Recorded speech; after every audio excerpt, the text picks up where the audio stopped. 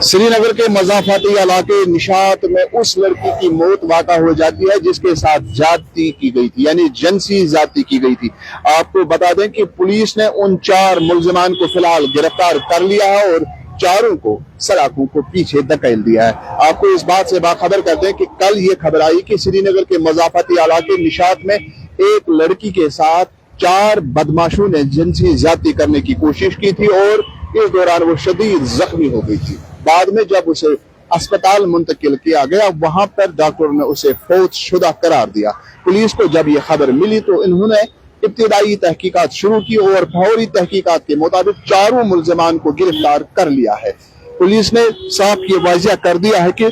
जब ही पुलिस को की खबर मिली कि 4 शख्सों ने एक लड़की के साथ जिनसी ज्यादती की थी, तो इस दौरान पुलिस ने नाम जाहिर न करने पर यह साफ बता दिया कि उस लड़की की मौत वाक़ा हो गई है। और पुलिस ने इब्तिदाई तहकीकात के मुताबिक 35/2025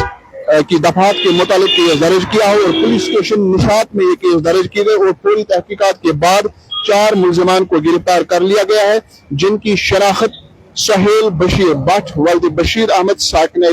अशम संबल, आदिल अली भट्ट वल्द अली मोहम्मद साकने ज़ैतियार निशात, फिरदौस अहमद राफर वल्द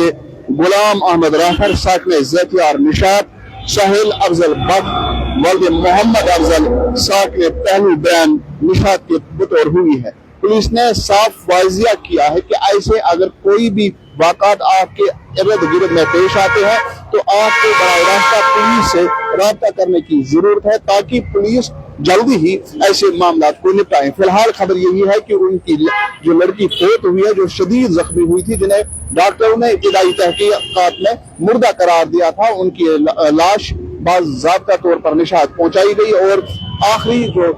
लवाज़मात है खासकर कफन दफन का वो सिलसिला वहां पे शुरू हो चुका है और पुलिस ने साथ ही चारों मुल्जिमान को गिरफ्तार कर लिया है और अब कानून के मुताबिक इन चारों मुल्जिमान को सख्त से सख्त सजा दी जाएगी। इधर से लोगों की भी यही जो है,